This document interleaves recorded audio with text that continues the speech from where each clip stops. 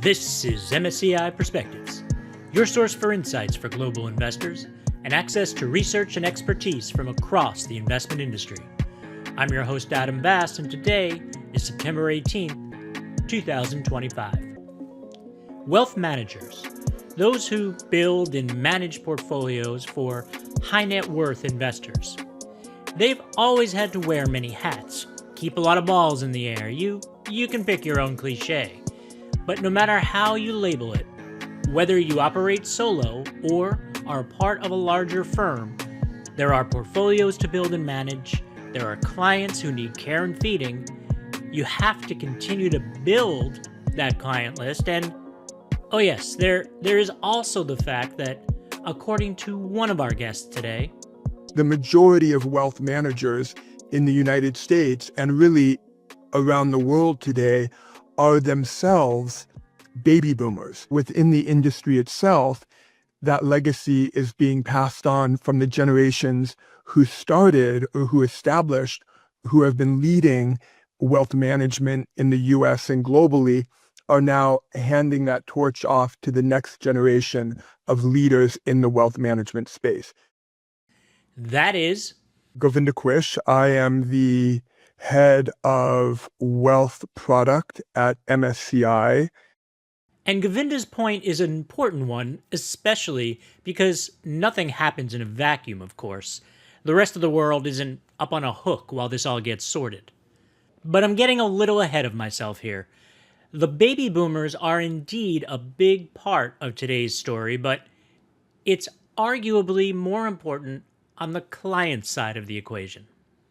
As everyone really in the wealth management community globally is aware of, the baby boomers, which are the largest wealth accumulators in history, really, are now in the process of passing on that wealth to the next generations. And that is creating a huge shift in how that wealth is invested and the types of expectations that clients have. And then at the same time, we have another very powerful trend that is very complementary, which is technology. And not just technology broadly, but really how wealth management engages and uses technology to provide better, more precise outcomes for their clients, and also how the wealth management industry can create scalability to be able to serve more clients more effectively in how they construct and manage portfolios to meet the needs of those individual clients. We'll get back to that point about technology more than once in this episode. I promise you that. For now, let's stick with this idea of what's known as the great wealth transfer, as these great wealth accumulators retire and eventually, pass on. And for that, we turn to our second guest today, April Rudin, founder and CEO of the Rudin Group, which she started in 2008. Which some people might think is a pretty lousy year to start a financial services marketing firm, but it ended up being the best time. So for the past 17 years, we've provided strategy in wealth management, wealth tech, fintech, asset management, marketing to global firms, helping them to craft a message, create storytelling and content and visibility for brands all over the world. I blog for Forbes myself for the past many years, and I also have a new book coming out in October of 2025, being published by Wiley, which is called Wealth Management with a Difference. Believe it or not, with all of the changes and factors and things happening, all coming to a head now, there has never been before anything that can be kind of a playbook for wealth management firms. So we set about interviewing 80 plus leaders from small firms to big firms, all across the gamut, trying to get every different perspective. And what really stood out in terms of the interviews is the fact that the time is now.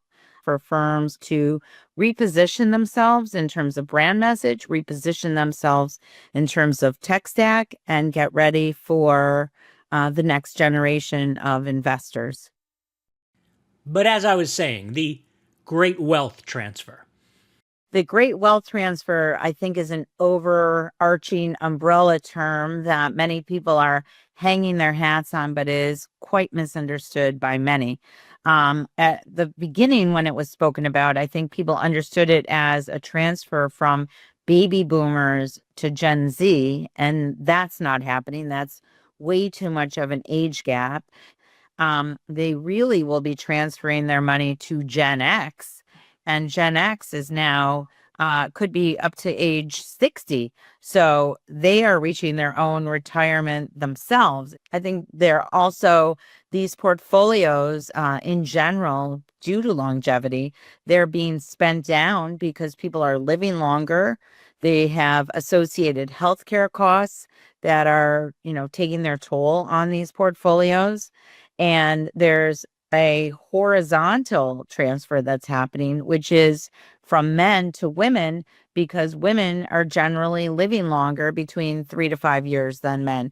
So that transfer is going to go from men to women, and then women to their children. Horizontal transfer. Didn't see that one coming. So that is a huge impact. Women represent 51% of the population. Women are creating businesses and creating their own wealth, in addition to receiving wealth in wealth transfers from their husbands. And I don't think anyone has really played it up well. In other words, women cannot be a tab on your website. Women are not a photo on your website, really. Women are not a brochure, if you follow me. It's not about creating a white paper on women. It's not about having an event for women. It's just understanding how women want to use their wealth in different ways than men, and looking at their longevity, looking at their values in general. And that really touches on personalization, because you can't serve an entire demographic one way.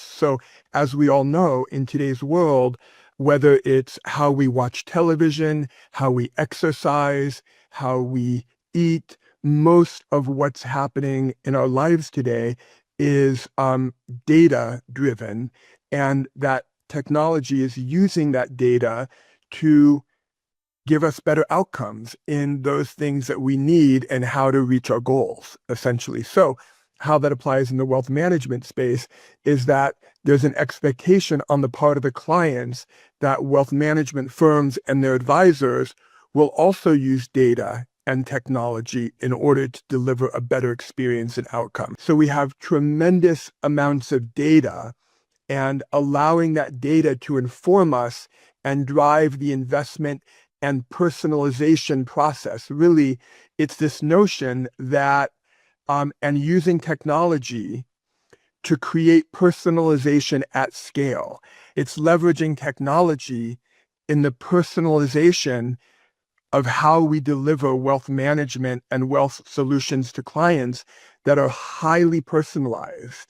And now in the past, right, the challenge has been, if you have, $5 or $6 million, no problem, your advisor can create a highly personalized solution. But if you're one of the mass affluent individuals in our country, and maybe you have a few $100,000 in savings, you're focused on your children's college plan, or maybe your own retirement, or so on, we have to be able to offer the mass affluent within our clients that level of personalization as well.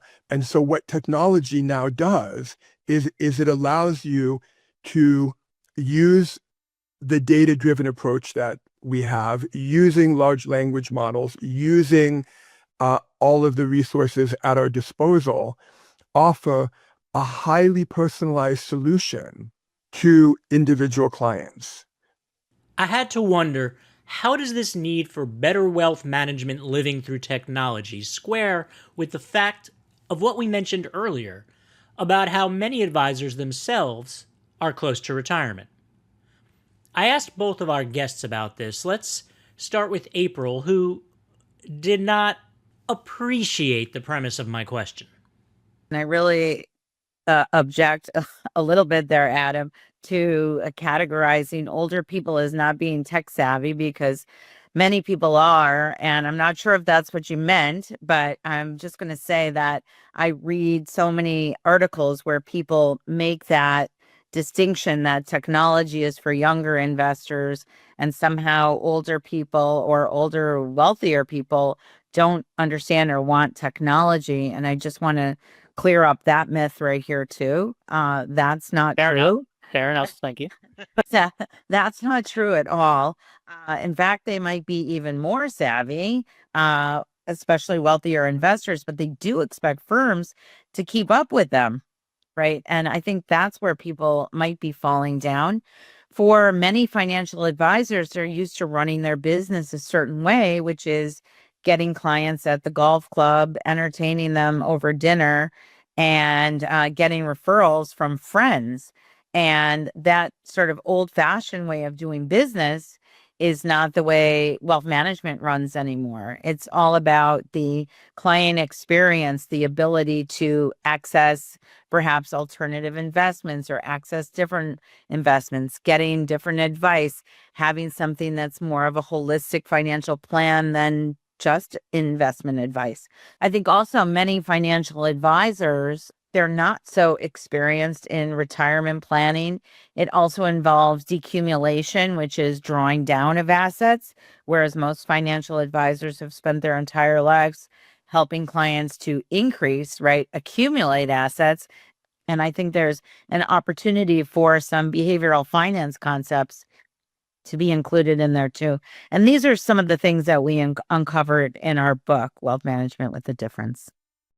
She went on to explain how one way to think about the idea of personalization, of client experience, is to look to another industry that serves the same client base, namely luxury brands, which have managed to provide and think about a client experience that's unique and personalized and custom, right from the moment you might enter a store or enter a hotel or so on. They know you.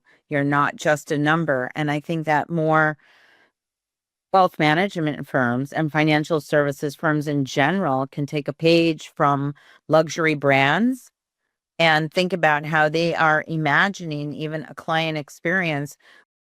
At this point, I think we need to step back and consider what is a not at all unimportant part of the story. The investment environment in which the great wealth transfer, whether horizontal or vertical, along with the expectation of personalized, technology-driven experiences, is happening. So follow me, if you will, on a slight detour with friend of the pod, Dimitris, Melas, I'm head of multi-asset class investing research at MSCI. And according to Dimitris, the key word to describe markets today is uncertainty. And in fact, investors face uncertainty on at least 4 different fronts. We have policy uncertainty. What will be the likely impact of tariffs? What's the outlook for fiscal policy? How is that going to impact financial markets? We also have institutional uncertainty. The independence of central banks has been called into question. How is that going to affect the equity markets, but also fixed income markets in particular? We have, of course, economic uncertainty. What's the likely path for inflation and interest rates? And last but not least, we also have a great deal of technological uncertainty. Will AI investments produce the expected return on investment? This creates an environment of both risks, pitfalls, but also plenty of opportunities for investors in general and for wealth managers. Okay, he got us back to some positivity there. And actually, despite all of this uncertainty, these potential pitfalls, as he called them, the fact is that markets, while having a relatively shallow drawdown earlier this year, since then, equity markets have rallied, bond yields generally speaking, have remained relatively stable.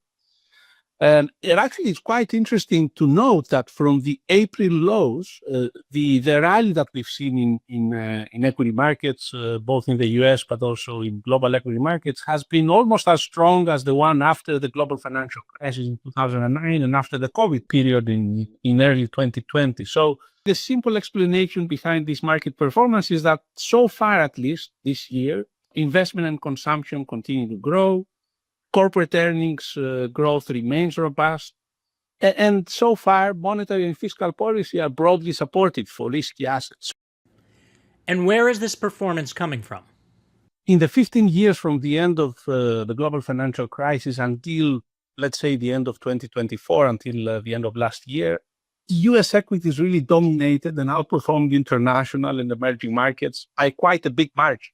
So actually, during this 15-year period, US equities outperformed by approximately 7% per annum. So if you were sitting anywhere outside the US investing in US equities, you were enjoying obviously substantial equity market performance and also getting some additional returns from dollar appreciation.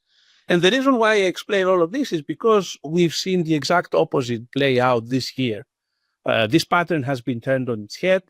We've seen international and emerging market equities outperform the US. The market performance in local currency terms is relatively small, but then we had quite significant depreciation in the US dollar. So in dollar terms, the gap between US equities and international emerging market equities so far this year has been quite substantial.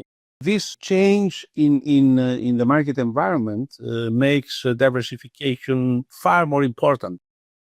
Much like those differences in performance, where you are in the world may determine how wealth managers put that diversification strategy into action. One asset class that's gaining a big head of steam, especially outside the US, is the use of private assets and structured products. And so by private assets, I'm talking about private credit, private equity, real estate and real estate investment vehicles. So non-listed private assets. It used to be that if you wanted to be invested in private real estate and private equity and private credit and these private assets, on average, maybe your net worth was, 5 to 10 million. Today, what we're seeing a very strong theme around is the asset management companies, whether it's groups like Blackstone or KKR or you name any of them out there, they're creating investment vehicles to give exposure to those private assets at a much lower price point. So now you're seeing model portfolios come out from groups like BlackRock that instead of being just 60-40 with equity and fixed income, they're now adding 5 to 10% private assets into that mix and reducing some of the equity exposure, reducing some of the traditional fixed income exposure in order to add in those private assets. Now, what that comes along with is the necessity to have a portfolio management system that can work with those exposures, that can give you proper risk management, that can give you proper portfolio analysis, scenario analysis, can do the proper analysis that allows for those private assets to be brought in to give the client a complete picture of what their exposure is and what their risks and sources of return are. In the last couple of years, we have seen the development of new access vehicles that actually make it much easier to invest in private assets. And as a result, I think private assets are likely to play a bigger role in wealth portfolios going forward. And of course, it's important to emphasize that exposure to private equity, private credit is not a silver bullet, right? It will not magically improve returns and lower risks. That doesn't happen. Adding private equity and private credit to a multi-asset portfolio brings performance and diversification benefits, but it also exposes the portfolio to some unique risks associated with private markets. For example, funding risk, liquidity risks. These are not risks that people tend to think about when investing in public markets. Wealth managers need to be equipped, obviously with the right knowledge, understanding, but also analytical tools to be able to assess and manage these unique risks in a total portfolio context. For firms looking for global success with high net worth clients, some of that new knowledge and understanding involves being very facile and agile and ability to create different types of portfolios and different kinds of investments and strategies, and also just plain advice will separate sort of firms out from those who will be more successful globally versus those who will be less successful globally. It's really important to understand how different cultures play into this. For example, one of the things in the book that we uncovered and that we spoke about is the one child rule in China for retirement. So, that has really negatively played into Chinese retirement because there simply are not enough kids or younger generations or people there now due to the restrictions on childbearing. And so they have a huge country with aging population and not enough people to take care of the older people. Contrast that with, locally Hong Kong, which is just gotten very expensive over post-pandemic, and people are finding it unaffordable to retire in Hong Kong and are moving cross-border to Shenzhen. But that's just one example, and making sure that advisors, systems, and then compliance and regulatory is also up to speed in understanding what all these different jurisdictions require and managing across time zones, right, and across jurisdictions. Earlier, I promised you many bites at the role of technology Apple, and here comes another one. One that in many ways brings together a lot of what we've talked about today.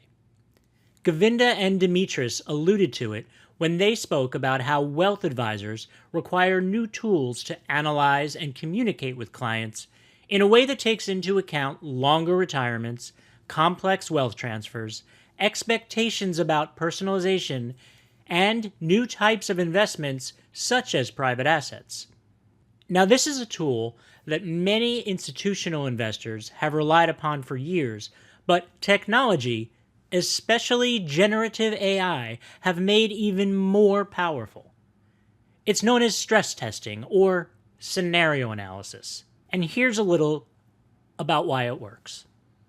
Investors increasingly realize that relying on a single view and reflecting that single view in your portfolio can be dangerous. It's a high stakes game. Obviously, it's great if your view turns out to be correct, but it could be disastrous if it turns out to be wrong. On the other hand, if you formulate scenarios, translate them into market impacts or CMAs, as we call them, capital market assumptions, what that allows you to do is examine portfolios under these different scenarios, and it gives investors a lot more flexibility in making decisions. It also may help to identify opportunities that could have non-symmetric payoffs, as we say. In other words, changing positions or adding assets that could provide, on one hand, limited downside in a bad scenario, but could give you a lot of upside in another scenario. Govinda explained how that applies specifically to the wealth management industry. In asset management, you're building out a portfolio, whether it's an ETF or a mutual fund or a private equity or private credit fund. You're building funds. Within the asset management space, the core role and work that you're doing is to create investment vehicles. Your clients for those investment vehicles might be pensions and sovereign wealth funds. They might be different types of institutional investors, but the largest market in the world is wealth management. Wealth management professionals, investment advisors, then put those products into their client portfolios. Now, where that scenario analysis has been most commonly used over the years is in that asset management space at the portfolio level. So they use that in order to understand what the strengths and vulnerabilities are of that portfolio. Now, let's take that and move it into the wealth management ecosystem. What changes very, very drastically in the wealth management ecosystem is now you're not dealing with one portfolio and you're not doing scenario analysis on a fund, an ETF, a mutual fund, a private credit fund, or so on. You're doing that scenario analysis on a client household. And then if you drill down into that household, there might be multiple portfolios. So your average client household might be, there's a husband who has various investments. There might be the wife with hers, and then maybe they have some joint accounts in those portfolios. There might be multiple accounts. Now, when it comes to the goals and where that household is in its life cycle, is it a young family who you have, a lawyer and a software developer with two very young kids, and where they are in the life cycle of their investment decision making is very different than, say, you're a household and you're an older couple. The kids have been through college and you're about, as a couple, to go into your decumulation phase. Right now, depending on whether you're that young couple with young kids who have many years till they go to college, or you're the couple whose kids have already left college and you're looking at retirement, how you define risk is very different. And so what the scenarios are that might impact you is going to be very different, portfolio by portfolio and across different households. In order to do that well, it's actually quite simple and quite elegant if you have the right technology. Right. An Excel spreadsheet is definitely not going to cut it here. Yeah, but you'd be surprised what people try to do. But yes, it's not cutting it. And that's, now a challenge is a lot of the wealth technology that's out there today has been around for 25, 30, sometimes more years. And the underlying code base of that technology, the infrastructure, the architecture, simply can't accommodate what needs to be done in order to provide the needs of these clients today. So we're really going to see new technologies come in. We're going to see new companies emerge, and we're going to see old companies fall away if they don't adopt, because the technology that's needed for where the wealth management space is going, and really where it is right now, is 100% different than the technology that was required 10 or 15 years ago even. Now, if you layer in there the use of large language models that are now writing code, and you layer in there the engineers that know how to skillfully use those large language models that are writing 80, 90% of the code, and how quickly those models that are writing the code, the agents that are writing the code, how quickly they're learning to write code skillfully, efficiently, and without errors, is staggering. And so in 5 years from now, when we look back, a huge amount of the technology that we look at today is going to have been rebuilt in ways that create efficiencies and scalabilities that, sitting where we are today, is hard to imagine. The transformation that's going to take place is staggering. With the advent of AI, agentic AI, large language models, and so on, is going to be changing the client experience much more quickly than we've ever experienced in the past.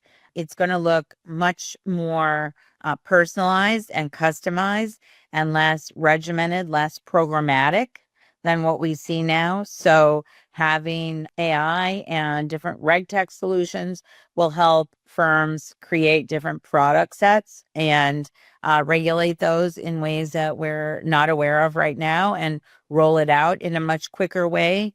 People always use the term client-centric as if that has a particular definition and it's not just sort of lip service.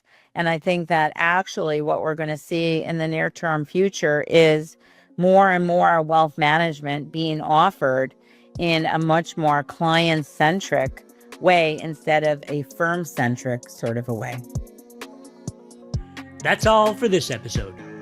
Our thanks to Govinda, April, and Dimitris. And don't forget April's book, Wealth Management with a Difference, Your Guide to Achieving Client, Generational, and Business Success, drops, as the kids say, on October 14th. So depending when you're listening to this, you can either order or pre-order right now. You'll also find a further breakdown and analysis of the latest wealth management trends at msci.com. Next up on the program, how are investors around the world approaching all of that uncertainty Dimitris was talking about? We'll hear views from attendees at MSCI's Investment Risk Summits in London and New York. Until then, I'm your host Adam Bass, and this is MSCI Perspectives. Thanks for listening.